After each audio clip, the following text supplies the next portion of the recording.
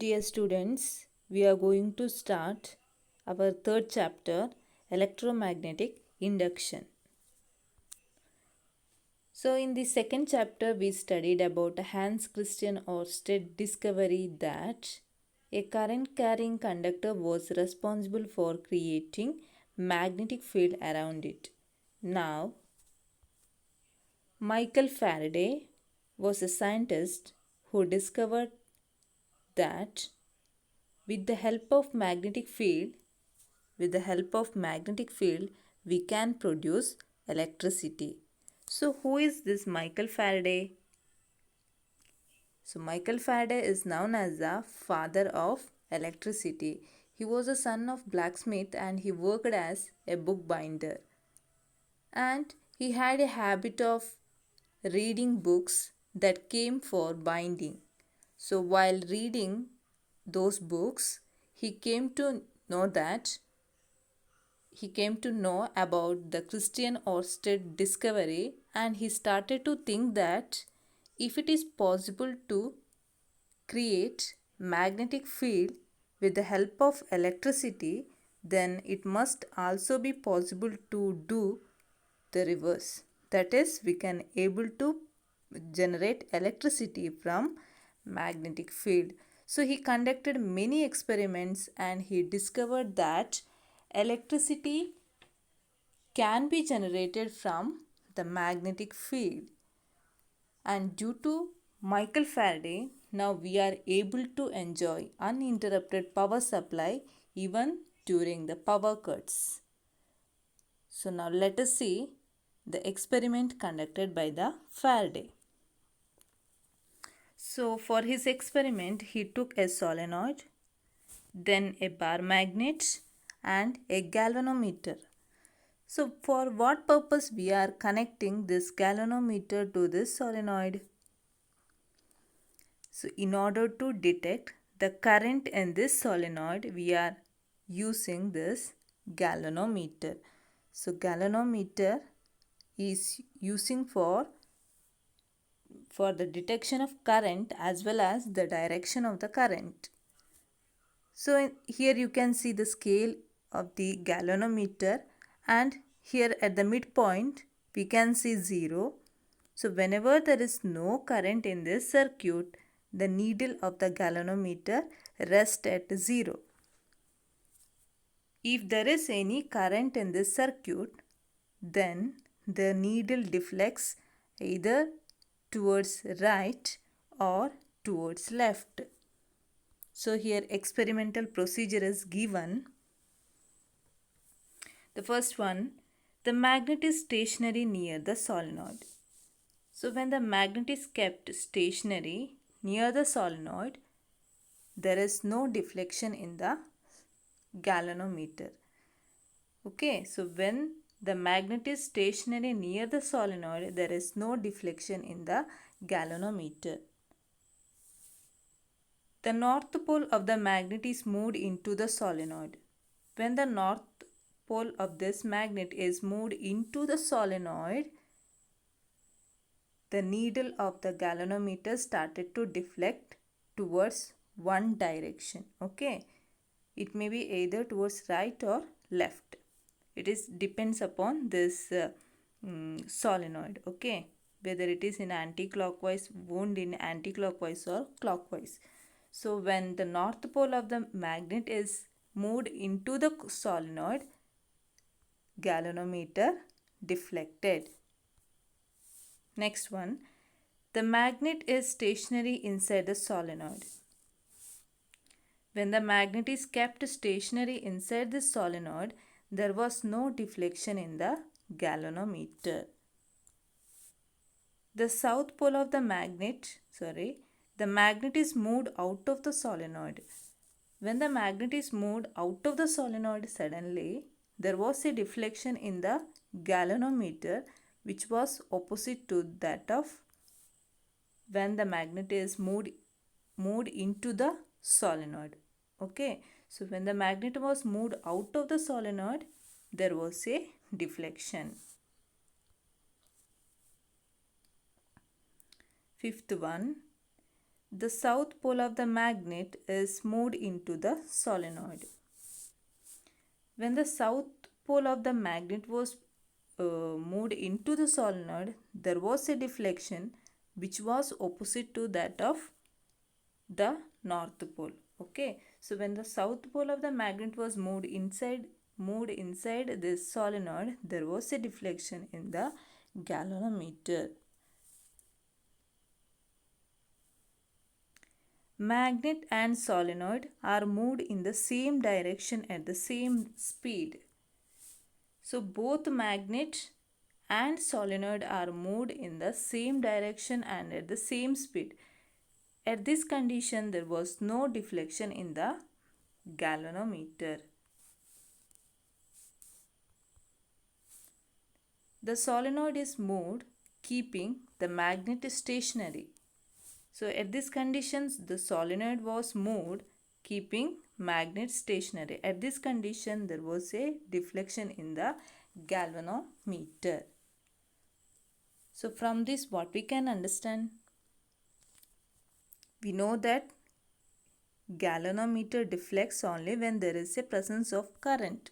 So whenever the magnet was moved inside the solenoid or taken out from the solenoid, suddenly what happens? There is a deflection in the galvanometer.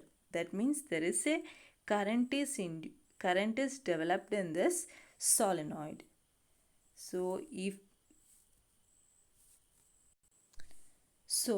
whenever there is a relative motion between magnet and solenoid, there is a flow of electricity.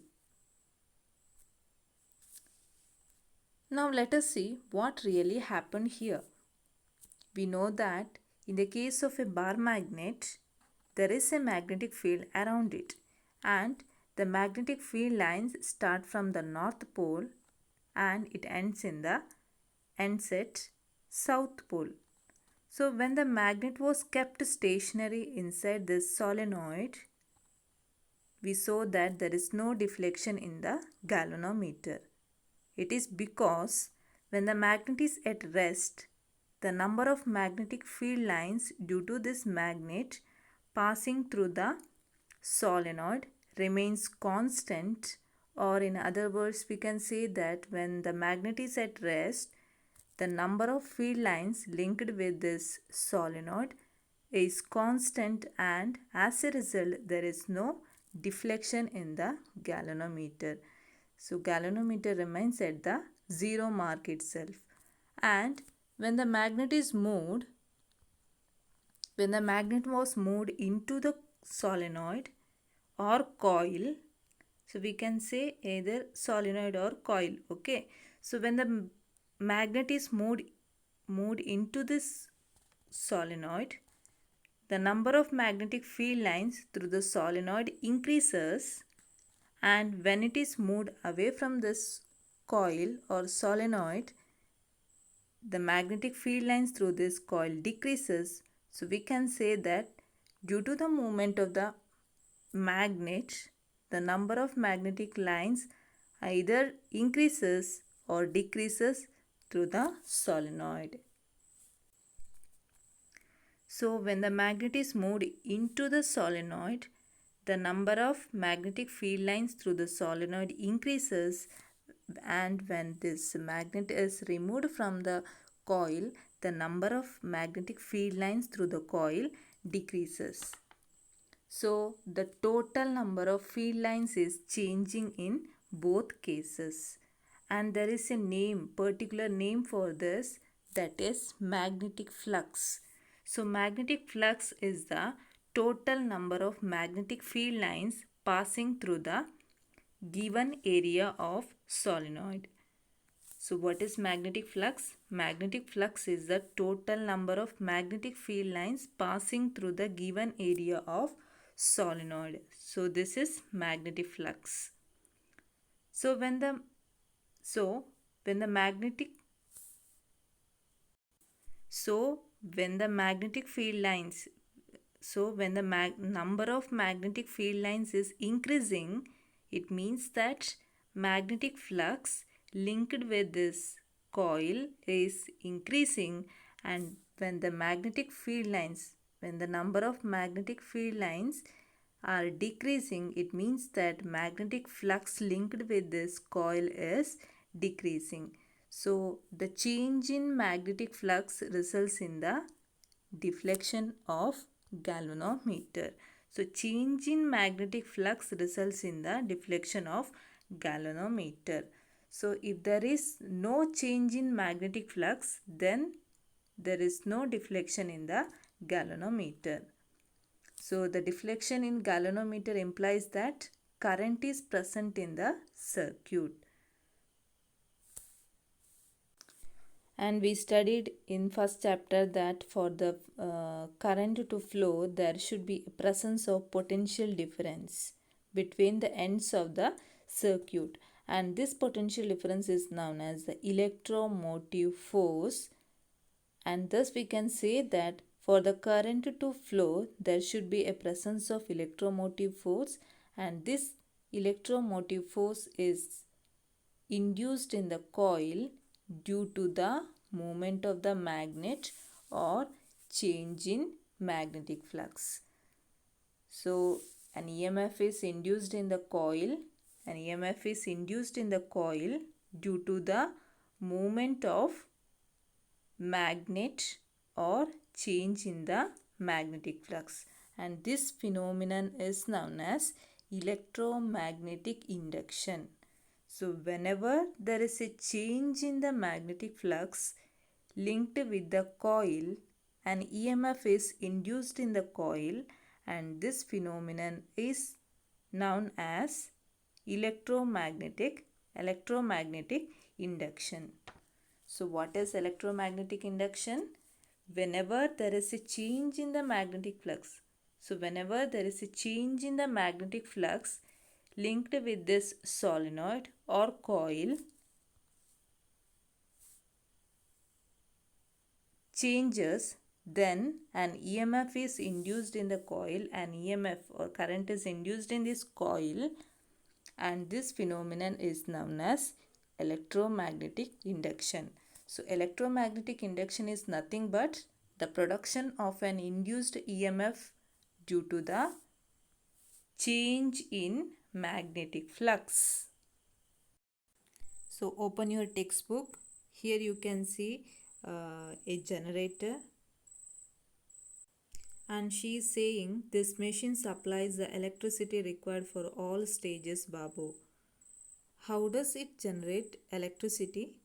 Yes, this generator generates electricity based on the principle of electromagnetic induction.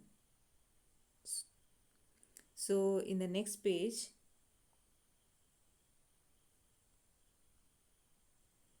experimental procedures are given. You have to fill this in your textbook itself. Okay, the magnet is stationary near the solenoid. When the magnet is stationary, the galvanometer does not deflect. The north pole of the magnet is moved into the solenoid. It deflects more. When the magnet is stationary inside the solenoid, it does not deflect. The magnet is moved out of the solenoid, the deflection is less. The south pole of the magnet is moved into the solenoid, deflects more. Magnet and solenoid are moved in the same direction at the same speed, there is no deflection. The solenoid is moved keeping the magnet stationary, deflection less. So repeat the experiment using the magnets of greater strength and increasing the number of turns in the solenoid. On the basis of the experiment, complete the table. So you can watch this experiment by scanning the QR code given in your textbook. Okay. So we have to repeat the experiment using the magnet of greater strength and increasing the number of solenoid.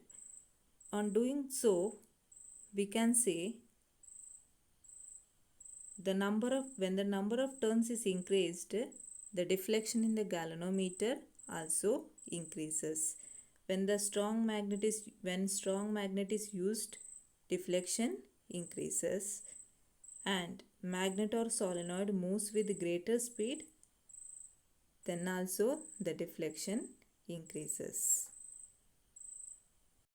So which are the factors that influence the deflection of galvanometer?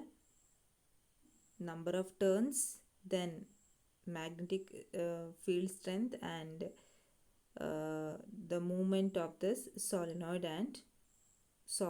or magnet. So on the basis of the above experiment and analysis of the table, find out the answer to the following questions and write them down in the science diary. Why did the galvanometer needle deflect in the experiment? So why did galvanometer needle deflected in the experiment? Whenever there is a change in the magnetic flux linked with a coil, an EMF is induced in the coil. Therefore, the galvanometer needle deflected in that experiment. Which are the instances in which there was a flow of current through the solenoid? So whenever there is a relative motion between the magnet and the solenoid, there is a flow of electricity. So we have to move either this coil or the magnet. If we move both coil and magnet in the same direction and at the same speed, then there will be no deflection in the galvanometer. So whenever there is a relative motion between magnet and the solenoid, there is a flow of electricity. Which are the instances in which the current is increased? So we can increase the current by increasing the number of turns, using strong magnet, and magnet or solenoid moves with greater speed. Next, electromagnetic induction. Whenever there is a relative motion, underline these points, okay? Whenever there is a relative motion between the magnet and the solenoid, there is a flow of electricity. So here pictures are given.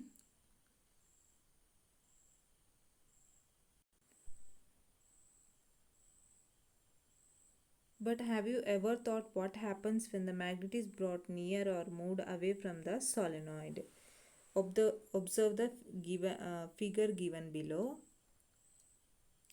On which instance will the magnetic flux linked with the solenoid be less? So in which instance will the magnetic flux linked with the solenoid be less? In which case, when